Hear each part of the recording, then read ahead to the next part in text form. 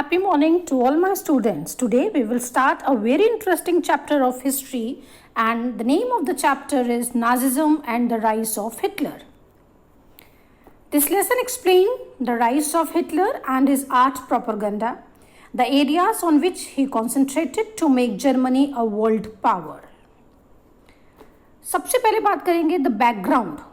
In 1945, a 11-year-old boy called the Helmut was lying in the bed. His father was discussing with his wife either to kill himself or all family members. Next day, his father took them all for a picnic and shot him dead. Helmut came to know that his father was a Nazi and a supporter of Adolf Hitler, who wanted to make Germany a supreme power.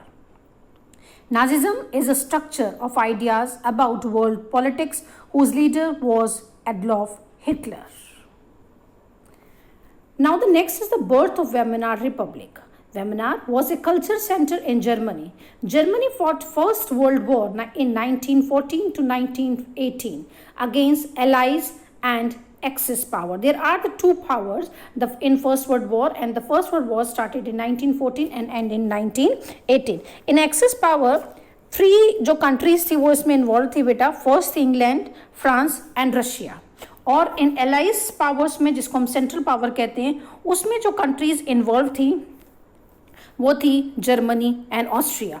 लोगों को ऐसा लगा था बेटा कि ये जो war है वो एक आध कुछ महीनों में ख़त्म हो जाएगा, लेकिन ऐसा नहीं हुआ. ये जो वॉर था बहुत ही लंबा चला.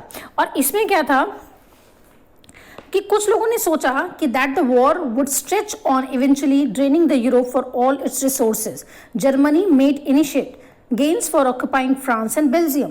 उन्होंने जीत लिया था कि फ्रांस और उसको ले लिया. लेकिन जैसे ही 1917 में बेटा यूएस की एंट्री हो गई तो उसके बाद पूरा का पूरा जो पावर्स थी वो चेंज हो गई.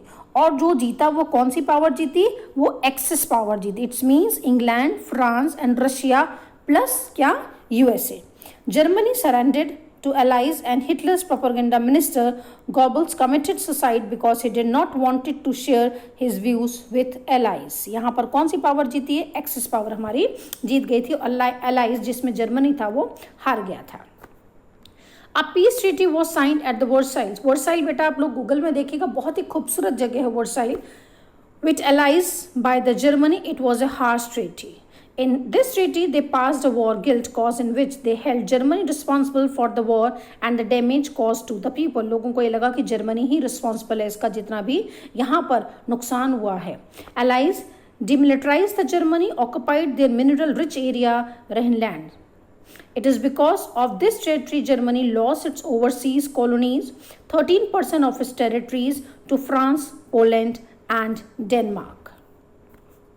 The effect of the war. हर समय बेटा जब भी कभी वॉर होती है हर समय पॉजिटिव और निगेटिव्स दोनों होते हैं. भाई एक जो जीतता है उसके लिए पॉजिटिव हो जाता है, जो हारता है उसके लिए निगेटिव्स हो जाते हैं. तो इफेक्ट्स क्या क्या हुए थे? The war had devastating impact on the entire continent both psychologically and financially. From being a creditor Europe become a debtor. Credit means होता है जो पैसा लेता है, डेबिट मीन्स जो एक कर्जे के साइकिल में डूब जाता है, कर्जा बहुत ज्यादा उनको हो जाता है, debtor. The supporters of the Weimar republic were criticised. Soldiers came to be placed above the civilians. Aggressive war propaganda and national honor become important. The fragile democracy could not be survived and led to instability in Europe. The birth of Weimar Republic and a Spartacist League went hand in hand. The Spartans found the Communist Party of Germany. The political instability in Germany paved the way of Hitler. Political radicalization was heightened by the economic crisis of 1923. Germany had to pay a war reparation. Reparation means होता है बेटा payment देना, किसी चीज़ के बारे में मरम्मत करना, कुछ देना. तो वहाँ पर पेमेंट उनको गोल्ड का देना पड़ा. एंड जर्मनी रिफ्यूज टू पे द वॉर रिपरेशन. वो नहीं देना चाहता था जर्मनी कि हम अपना गोल्ड भी यहाँ दे दें. And France occupied it's leading industrial area. France ने क्या, उनका जो इंडस्ट्रियल एरिया था बेटा रूहुर जिसे कहा जाता है, वहाँ को पूरे के पूरे एरिया को क्या कर लिया था? कैप्चर कर लिया था. और Germany retails with the printing paper currency recklessly. The value of mark collapse. Mark क्या थी? वहाँ की करेंसी थी, वो भी कोलैप्स हो गई थी. Prices of goods sold. There was a hyper inflation. अब हाइपर इन्फ्लेशन का मतलब होता है a situation when the prices rises phenomenally high. जब प्राइजेस बहुत ज़्यादा बढ़ जाते हैं बेटा, that is called the high inflation. Now years of depression. Depression means जहाँ महामारी होती है, लोगों को बहुत नुकसान होने लग गया था, तो वो ईयर था 1924 से लेके 1928 तक। क्या क्या चीज़ें हो गई थी? पहली बार German got short terms loans from the USA. In 1929 the wall street जो था बेटा, वो the name of the biggest stock exchange located in the USA, वो भी खत्म हो गया था, क्रैश हो गया था। People start selling their shares. This was start of the Great Economic Depression. In 1929 to 1932, national income of USA fell by half. Factories were shut down, export fell down, and many inverters withdraw their money back. In Germany, in 1932, industry production reduced to 40%. Workers lost their jobs. Many peoples in Germany were seen on streets saying willing to do any work. Unemployment youth played cards, sat on the street corners. Youth got involved in a criminal activities. लोग ना, youth जो था पूरा सड़क पे बैठ गया था बेटा। अपने गले में ना उन्होंने एक तख्ती लगा दी थी जिसमें उन्होंने लिखा था कि हम कोई भी काम कर सकते हैं, और कितने सारे लोग क्रिमिनल एक्टिविटीज भी करने लगे थे to earn the money. German people were living in anxiety, fear. Salaried employed thought their saving will damage if their currency lost value.